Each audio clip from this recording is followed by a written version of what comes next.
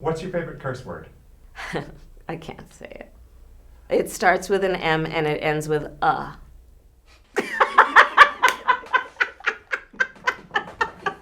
Not ER.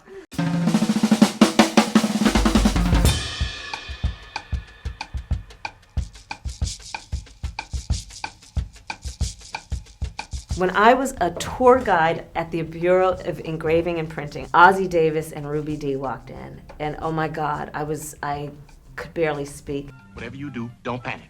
Whatever you do, don't panic. And then most recently, I actually met Mark Hamill.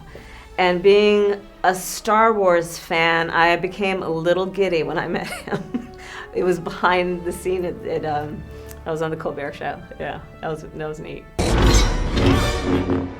He said that maybe the Force could be with me. He did.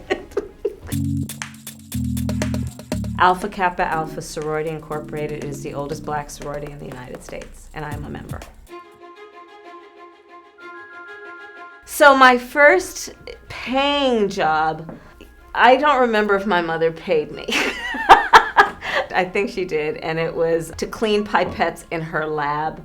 I was awful, and she fired me. I also worked at McDonald's, but as I said, when I was with the striking McDonald's workers and marching with them in solidarity, I was a student and I was not required to pay the rent and put food on the table and sustain a family on those wages, but a large number of McDonald's workers today are exactly that, and they should be paid fair wages so that they can be able to sustain their families.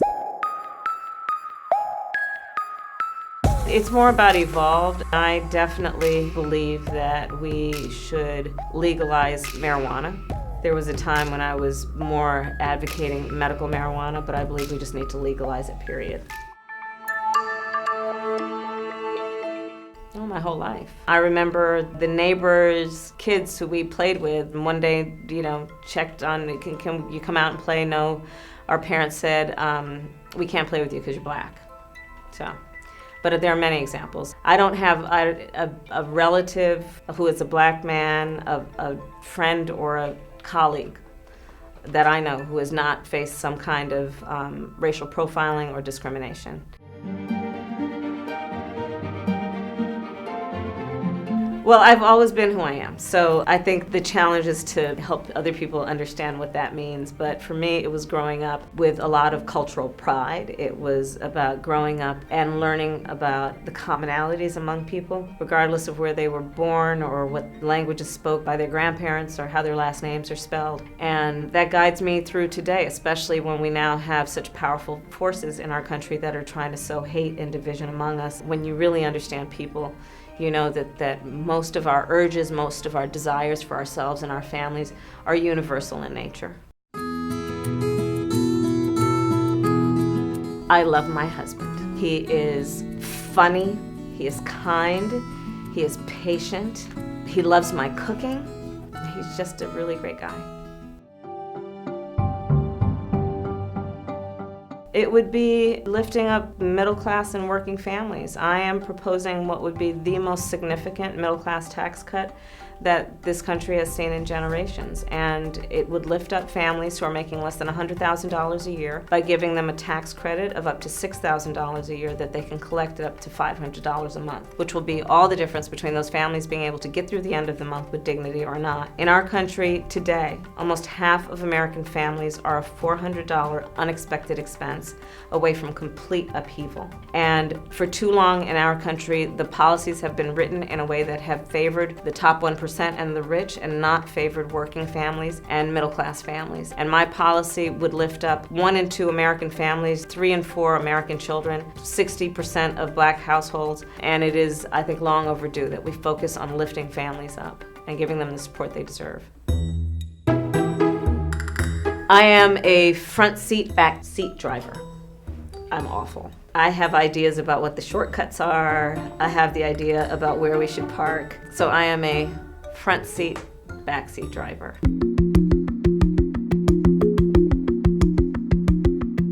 I'm very proud of my record as both the elected district attorney of San Francisco and as Attorney General of California. As district attorney, I was aware that we had a lot of homicides and there was always just the same response: put more police on the street, gang enforcement. And instead, I said, hey, who are our homicide victims who are under the age of 25? Instead of just accepting it as a statistic, who are they? And so I did an analysis and I learned that 94% of them were high school dropouts. I decided that we were not doing enough to protect the children of our community. When children who live in rich communities aren't in school every day, the alarms would sound. The whole community would know about it. But yet in economically poor communities and communities where the annual household income was $15,000, there were children who were missing 50, 60, up to 80 days of a 180-day school year. So I took the issue on. I put the city on alert that we were going to take this issue seriously. And as a result, there was a ramp up of services given to those parents, and we improved attendance rates by over 30%. And there is no question in my mind that that had a direct impact on those children and on those families in a positive way.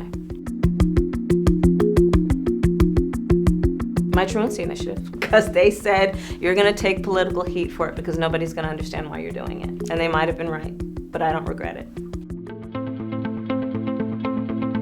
I have read the Mueller report, and we are looking at very clearly 10, one could argue 11 cases of obstruction of justice, and we need to take him seriously when he tells us that there were indictable offenses, but there was a memo from the Office of Legal Counsel that prevented that from happening. I believe he and the law have shifted now the responsibility to the United States Congress.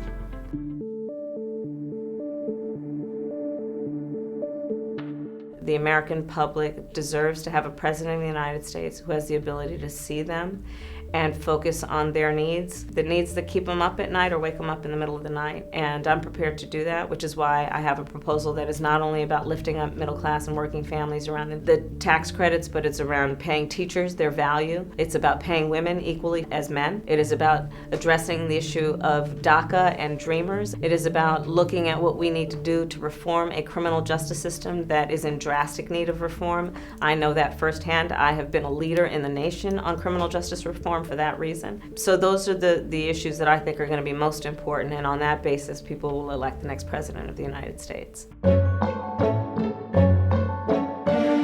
Whoopi Goldberg.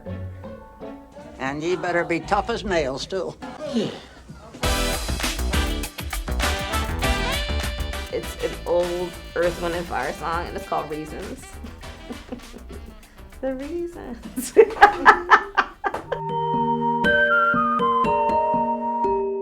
Not enough, not nearly. My New York Times cooking app.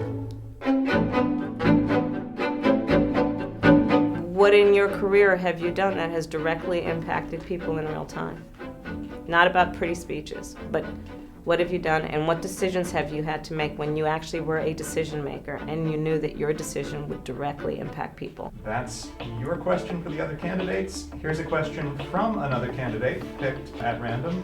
Congressman Moulton asks, how will you bring the country together? I will bring the country together based on my deeply held belief that we all have so much more in common than what separates us. Based on my deeply held belief that the thing that wakes people up at 3 o'clock in the morning is usually one of just a very few things, regardless of their age, regardless of their race, but regardless of where they live or their zip code. It's about their personal health, the health of their children or their parents.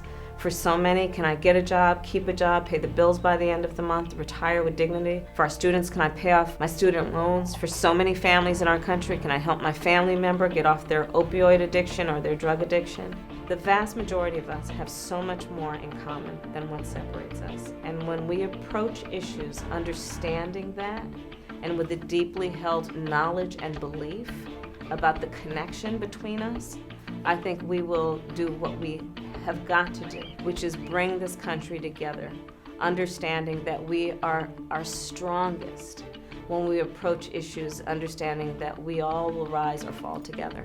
More 2020 candidates are coming your way. Drop us a comment below and let us know what you'd like to ask them. You can also check out more presidential contenders in our full 20 Questions for 2020 playlist. And be sure to subscribe to Now This so you don't miss an episode. Thanks for watching.